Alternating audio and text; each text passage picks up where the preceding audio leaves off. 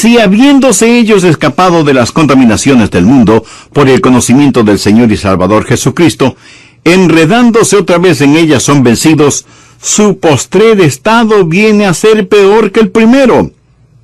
Porque mejor les hubiera sido no haber conocido el camino de la justicia, que después de haberlo conocido, volverse atrás del santo mandamiento que les fue dado.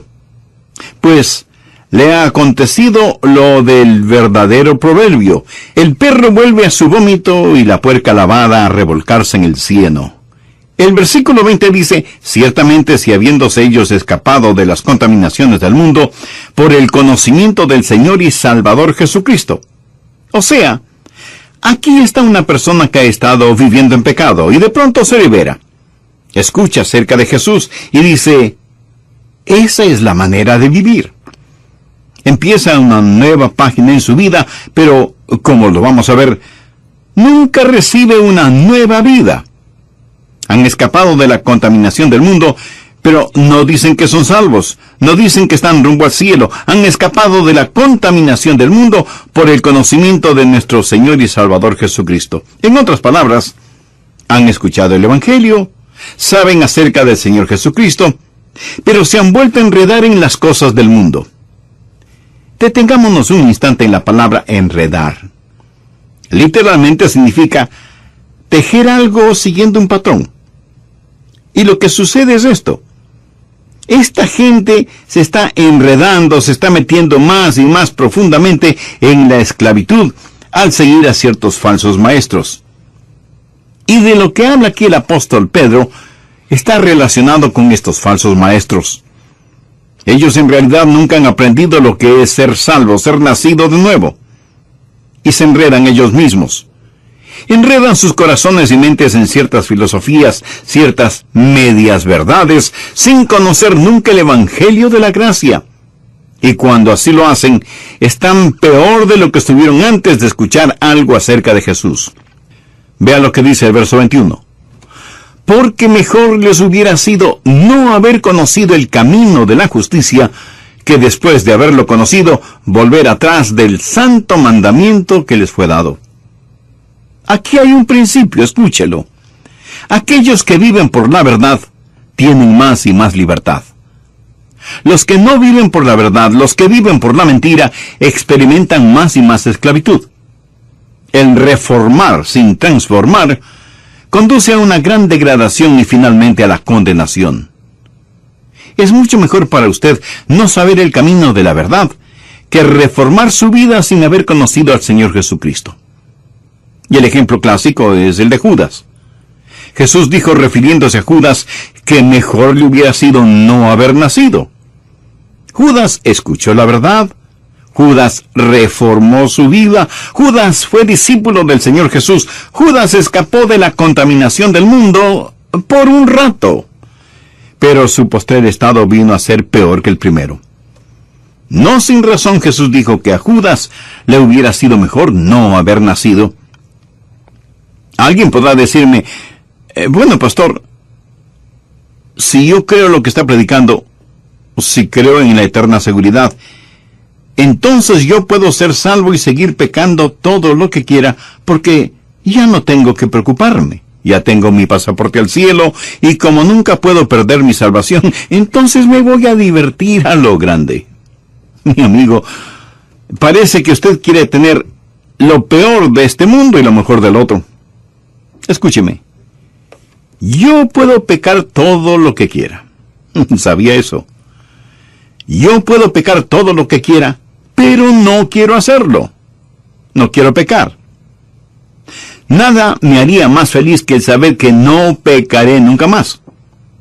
Si hubiera algún tipo de documento que diga que será imposible para mí el pecar, lo firmaría sin pensarlo dos veces. Yo no quiero pecar.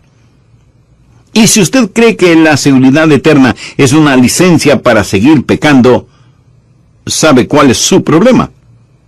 Usted probablemente necesita ser salvo. Necesita que lo que usted quiere hacer sea modificado. Es más, usted necesita un querer hacer completamente nuevo. Usted necesita nacer de nuevo. Esta gente a la cual Pedro está hablando estaba reformada, pero nunca había sido regenerada. Y el apóstol da dos ejemplos clásicos, en caso de que alguien piense que él está hablando de alguien que fue salvo y que perdió su salvación. Y los ejemplos que él da son absolutamente claros. El ejemplo número 1 es el del perro, y el segundo ejemplo es el de la puerca. Ahora quiero que entienda lo siguiente en forma absoluta. Dios nunca llama a ninguno de sus hijos perros o puercos. ¿Lo entiende? Ovejas sí, pero nunca perros o puercos. El ejemplo es el del perro que vomita y vuelve a comer lo vomitado. Y si usted dice, pastor, eso es repugnante, permítame informarle que Pedro quería que fuera repugnante. Por eso utilizó esa ilustración. Es una ilustración que la dio Pedro, no yo. Creo que soy un poco más cauto como para dar una ilustración de ese tipo. Ahora, el perro pudo haberse sentido mejor después de comer su propio vómito, pero seguía siendo un perro. No había experimentado ningún cambio. Ese perro hizo lo que todos los perros hacen, volver a su propio vómito. La segunda ilustración que Pedro utiliza tiene que ver con un puerco, cerdo, cochino, marrano o como le llamen en su país. La Biblia habla de una puerca. Pedro aquí se vuelve un maestro clásico. El perro se siente mejor, el puerco luce mejor, pero ninguno de los dos ha cambiado en nada. Dios nunca llama a ninguno de sus hijos un perro o un puerco, porque ninguno de los dos ha sido esencial o eternamente cambiado. ¿Recuerda la historia del hijo pródigo? ¿Ha escuchado alguna vez la historia del perro pródigo o del puerco pródigo? No, ¿verdad? En la Biblia solo encontramos la historia del hijo pródigo. Y se la voy a repetir, pero haciendo mi propia paráfrasis. Cuando el hijo pródigo se encontró en el chiquero con los puercos, se dijo, estoy cansado de estar en este chiquero. No fui hecho para vivir entre puercos. Me levantaré e iré a mi padre. Y uno de los puercos le preguntó, ¿y qué tiene tu padre? Oh, mi padre tiene una casa hermosa y tenemos siervos. Mi madre hace ricas comidas y yo tengo mi propio dormitorio y mi baño. Así que me levantaré e iré a casa de mi padre. Y el puerco dijo, eso suena muy interesante. ¿Te importa si voy contigo? El joven le dijo que no le importaba y así el hijo pródigo y el puerco pródigo empezaron su viaje. Y el padre vio a su hijo regresando a casa y le dijo, bienvenido a casa, hijo. Cúbrete con este manto, usa este anillo, ponte estas sandalias y vamos a matar el becerro gordo para celebrar tu regreso. Papá, un amigo vino conmigo. Es un puerco y quiere vivir en nuestra casa. Hijo, no hay ningún problema, tráelo. Pero la mamá del hijo pródigo dijo, un momentito. Tu amigo no puede entrar en la casa así, tiene que bañarse. Y el puerco preguntó, ¿y qué es eso? Pues que tienes que bañarte y sacarte toda esa suciedad.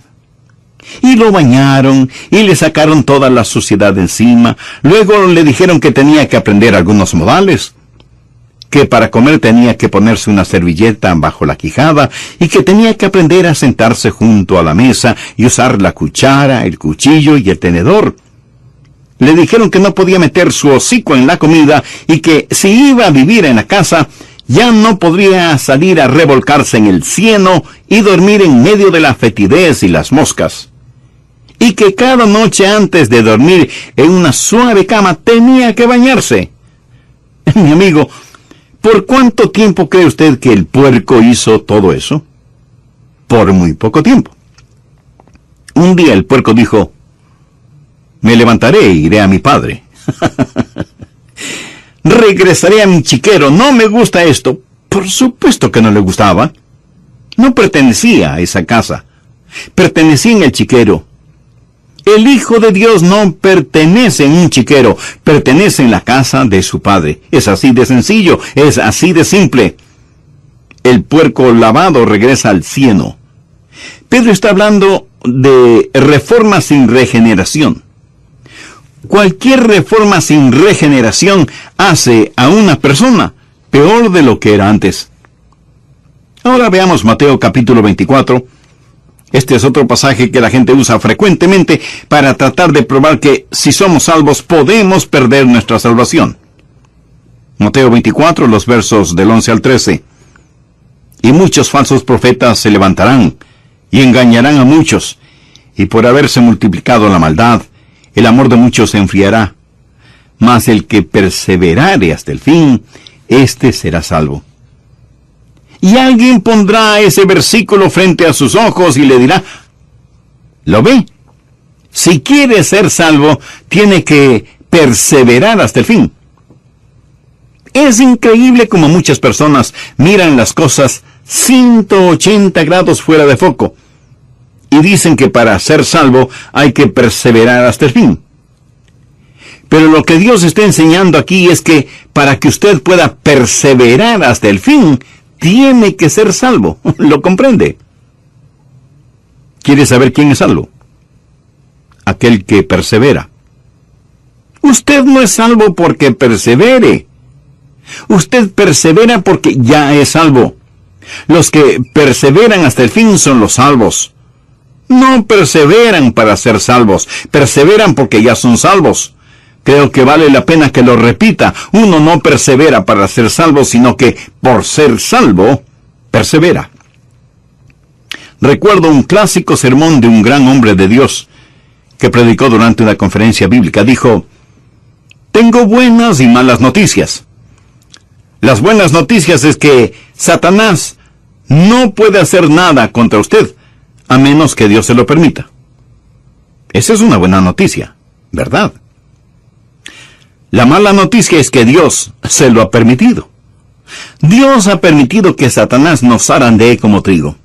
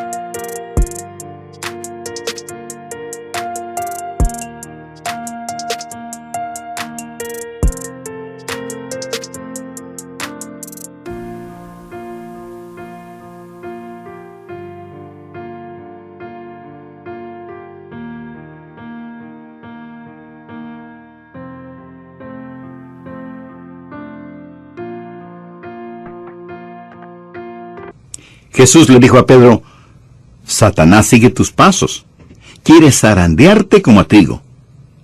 Pero note lo que Jesús le dice en el verso 32, pero yo he rogado por ti que tu fe no falte, y tú una vez vuelto, confirma a tus hermanos.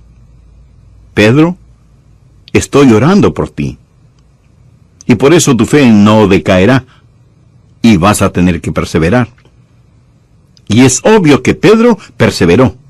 El Pedro temeroso, el Pedro cobarde, el Pedro que juró con maldiciones que no conocía al Señor, últimamente nunca olvidó al Señor Jesús. La seguridad eterna es como un fuerte cinturón elástico que Dios pone alrededor suyo cuando se salva. Pudiera ser que usted se desvíe, pero Él sigue trayéndolo de regreso. Es el amor de Dios el que ora para que la fe de Pedro no decaiga. Pero en este mismo capítulo nos encontramos con otra persona, Judas. Veamos lo que dicen los versos 47 y 48. Mientras él aún hablaba, se presentó una turba. Y el que se llamaba Judas, uno de los 12, iba al frente de ellos, y se acercó hasta Jesús para besarle. Entonces Jesús le dijo, Judas, ¿con un beso entregas al Hijo del Hombre? Pedro y Judas en el mismo capítulo. Ahora, honestamente, si usted y yo hubiéramos estado ese día ahí, y no hubiéramos sabido absolutamente nada del trasfondo, nada acerca de nadie, ni de la negación de Pedro, ni de la traición de Judas, y tuviéramos a Pedro y Judas delante de nosotros, ¿cuál de los dos escogeríamos si tuviéramos que escoger? ¿Cuál de ellos diríamos que es salvo? Me atrevo a decir que la mayoría de nosotros escogeríamos a Judas y no a Pedro. Quiero decir, Pedro siempre estaba en problemas. Como se dice vulgarmente, siempre estaba metiendo la pata, siempre impetuoso, siempre explosivo, y diríamos que este viejo lobo del mar, este rudo pescador, no era salvo.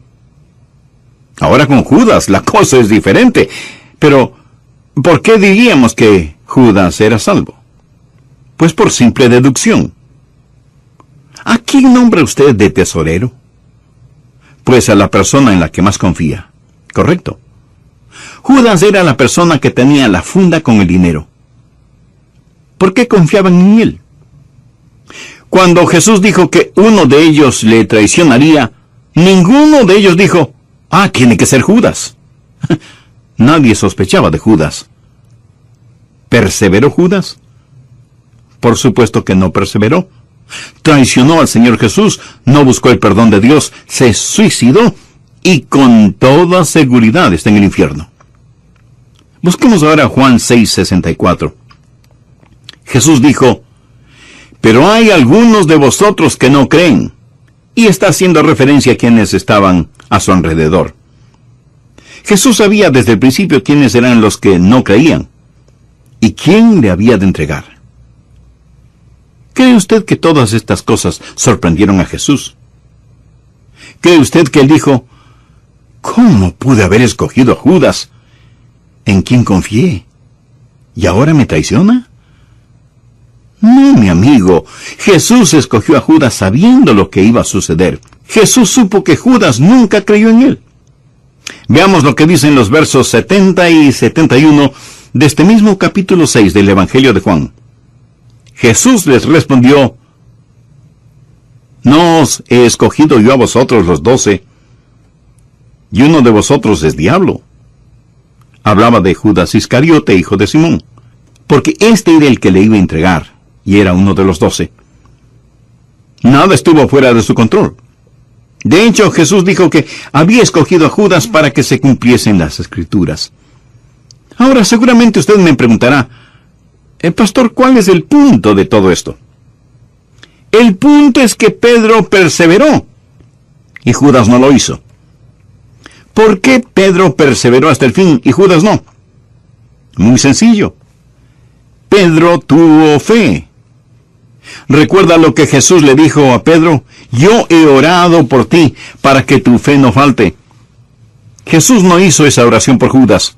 Jesús sabía desde el principio quienes no creían en él. Judas nunca creyó, Pedro sí creyó. Y aquellos que perseveran hasta el fin son los que son salvos. Amigo, le pregunto, ¿tiene usted esa salvación? ¿Está usted persuadido de su seguridad eterna? La única forma de ser salvo y tener seguridad eterna es por medio del Señor Jesucristo, por medio de la fe. Algunas personas, interpretando varios textos bíblicos fuera de contexto, dicen que quienes son salvos pueden perder su salvación. Una cosa es parecer ser salvo, y otra muy diferente, el ser salvo de verdad. Por eso es que el apóstol Juan en el capítulo 2, verso 19 de su primera epístola dice, salieron de nosotros, pero no eran de nosotros. Porque si hubiesen sido de nosotros, habrían permanecido con nosotros. Pero salieron para que se manifestase que no todos son de nosotros. Por lo tanto, aquellos que se van, no pierden su salvación. Los que no perseveran no pierden su salvación porque nunca la tuvieron. Bien, veamos otro pasaje que la gente usa para decir que los que son salvos pueden perder su salvación. Busque el capítulo 15 de Juan, empezando en el verso 5. Yo soy la vid, vosotros los pámpanos. El que permanece en mí y yo en él, éste lleva mucho fruto, porque separados de mí, nada podéis hacer. Y algunos estarán pensando, yo puedo hacer algo. Esa es su opinión personal. Jesús dice, separados de mí, nada podéis hacer. Sin Él, no importa lo que hagamos, somos como cero a la izquierda. Y Jesús sigue diciendo, el que en mí no permanece, será echado fuera como pámpano, y se secará. Y los recogen y los echan en el fuego y arden. Si permanecéis en mí y mis palabras permanecen en vosotros, pedid todo lo que queréis, y os será hecho. En esto es glorificado mi Padre, en que llevéis mucho fruto, y seáis así mis discípulos. Y alguien dirá, bueno, este es un cuadro de alguien que estuvo en Cristo, y sin embargo es separado de Cristo. Es lanzado al fuego y allí arde. Permítame decirle que aquí el Señor Jesucristo no está hablando de ninguna manera acerca de la salvación. Está hablando acerca de llevar fruto. Y está usando una ilustración, una metáfora. Debemos permanecer en el Señor Jesús si queremos dar mucho fruto. En un viñedo, el viñador poda las plantas, quita todo lo que no va a producir fruto. ¿Qué hace con todas las ramas que fueron podadas? No es buena madera como para tallarla. No se puede usar en la chimenea porque no hace un buen fuego. Lo único que se puede hacer es quemarlas. Lo que el Señor Jesús está diciendo es esto: si no permanecen en mí, son buenos para nada. ¿Qué le parece? Buenos para nada. ¿Es usted un cristiano bueno para nada? Escuche, Él no está hablando ni del cielo, ni del infierno, ni de la salvación. Está hablando acerca de llevar fruto. Es lo mismo que el apóstol dijo: no quiero ser un inútil, una persona buena para nada. Nunca trate de sacar su teología de una metáfora, de una ilustración. Usted aprende su teología de las epístolas, no de las ilustraciones, parábolas o metáforas. De estas usted aprende maravillosas y prácticas verdades. Si como creyentes vamos a dar frutos, necesitamos permanecer en el Señor Jesucristo. Veamos algo más en Hebreos capítulo 6. He dejado esto para lo último porque esto es lo que mucha gente usa para realmente probar que de alguna manera podemos perder nuestra salvación. En esta porción, el autor de Hebreos está hablando de una imposibilidad. Dice que hay algo que es imposible. Hebreos 6, desde el verso 4. Porque es imposible que los que una vez fueron iluminados y gustaron del don celestial, y fueron hechos partícipes del Espíritu Santo, y asimismo gustaron de la buena palabra de Dios y los poderes del siglo venidero, y recayeron, sean otra vez renovados para arrepentimiento, crucificando de nuevo para sí mismos al Hijo de Dios y exponiéndole al vituperio. Y de inmediato da una ilustración. Porque la tierra que bebe la lluvia que muchas veces cae sobre ella, y produce hierba provechosa a aquellos por los cuales es labrada, recibe bendición de Dios.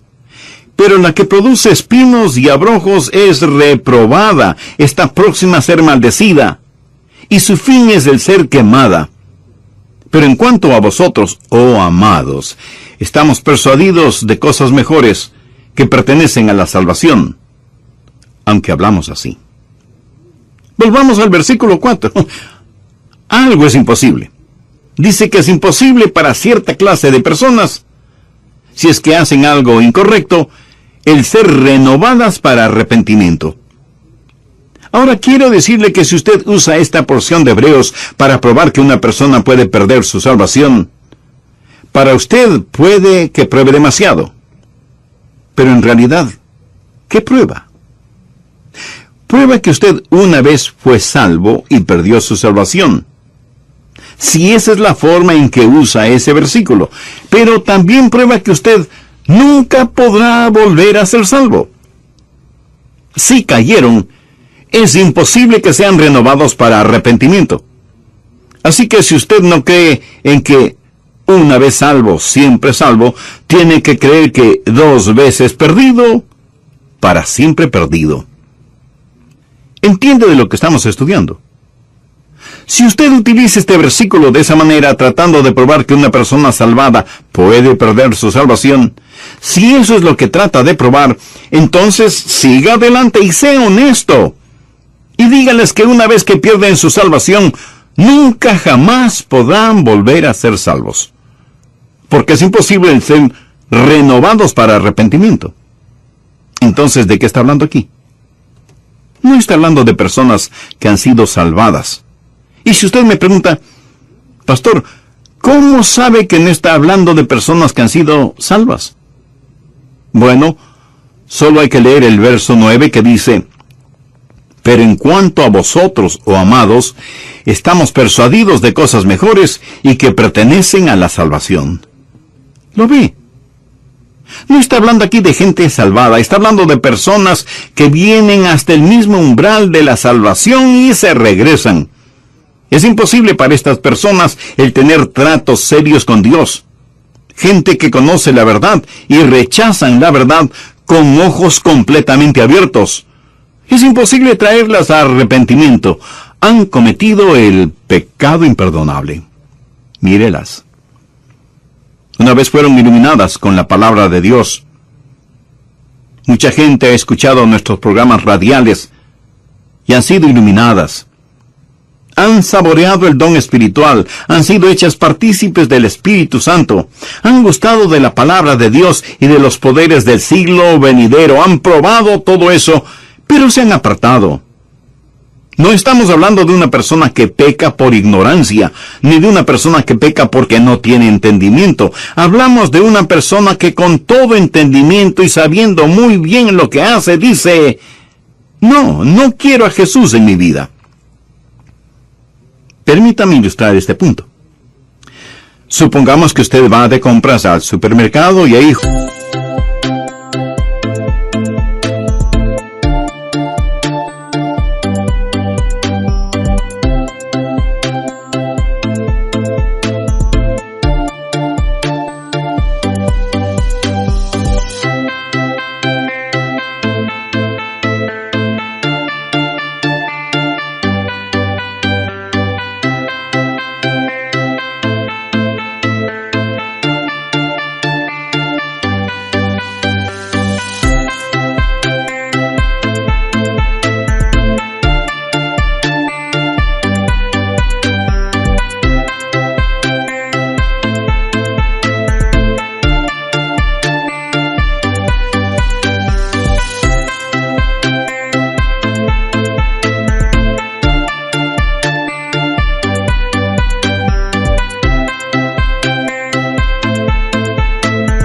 Junto a los productos lácteos, en una mesita hay un plato con pedacitos de queso.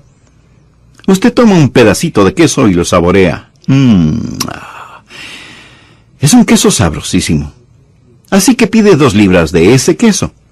Termina de hacer sus compras y va a la caja a pagar. Hasta aquí ninguna novedad. Pero cuando la cajera registra el precio del queso, usted no puede creer que sea un queso tan caro. Y usted dice que no está dispuesto a pagar tanto por un simple queso. Y ella le informa que es un queso muy raro, importado, y que ella pensaba que usted lo quería. De otra forma, no lo hubiera pedido. Y usted le dice que efectivamente lo quería, pero no sabía que era tan caro, y que no estaba dispuesto a pagar tanto, por muy raro e importado que fuera el queso. Y no lo compra.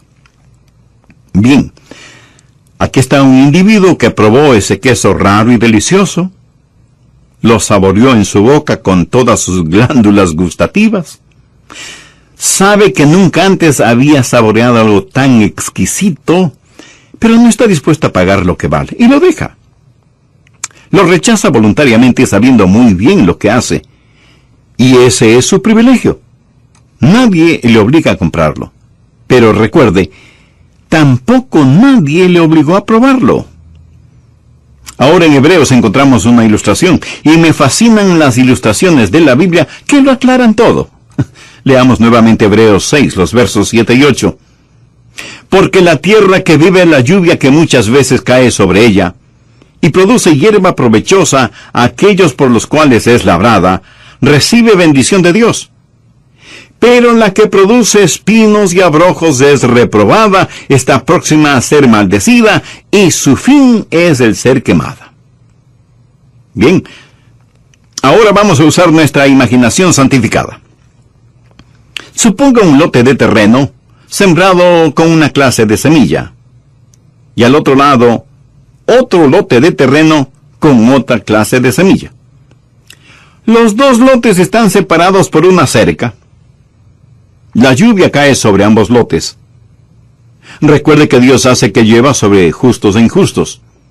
Y el sol también se derrama sobre ambos lotes. Y los dos lotes de terreno reciben las caricias de la brisa, tanto como la impetuosidad de los vientos. El un terreno comienza a producir magníficos frutos, pero el otro terreno solo produce espinas y abrojos. La misma tierra, la misma lluvia, el mismo sol, los mismos vientos, pero hay una gran diferencia en lo que producen ambos terrenos. ¿Cuál es la diferencia? La semilla. En un lado, magníficos frutos. En el otro lado, cardos y espinas. Bien, de inmediato usted me preguntará, pastor, ¿y cuál es la aplicación? Escuche con atención. Los miles de oyentes de este programa, todos están escuchando ahora este mismo sermón. Lo oyen y, por así decirlo, pueden saborear la buena palabra de Dios. El Santo Espíritu de Dios trabaja en ambos lados. Y algunos de los que escuchan dirán, sí, a Jesús. Pero otros, en cambio, le dirán, no. Algunos producirán buenos frutos. Otros producirán espinos y abrojos. Esto no depende ni del sol, ni de la lluvia, ni de los vientos. No depende ni siquiera del terreno. Todo depende de la semilla que está en el corazón. El libro de Hebreos fue escrito para los judíos, y habla de los judíos que estaban abandonando sus viejos caminos para caminar en el nuevo camino. Estaban saliendo de la antigua dispensación, la legislación del Antiguo Testamento, hacia un nuevo camino. Pero muchos de estos judíos y muchos de los primeros discípulos que vinieron al nuevo camino tuvieron que darle la espalda a las cosas antiguas, y cuando así lo hicieron, fueron perseguidos y muchos de ellos fueron condenados a muerte.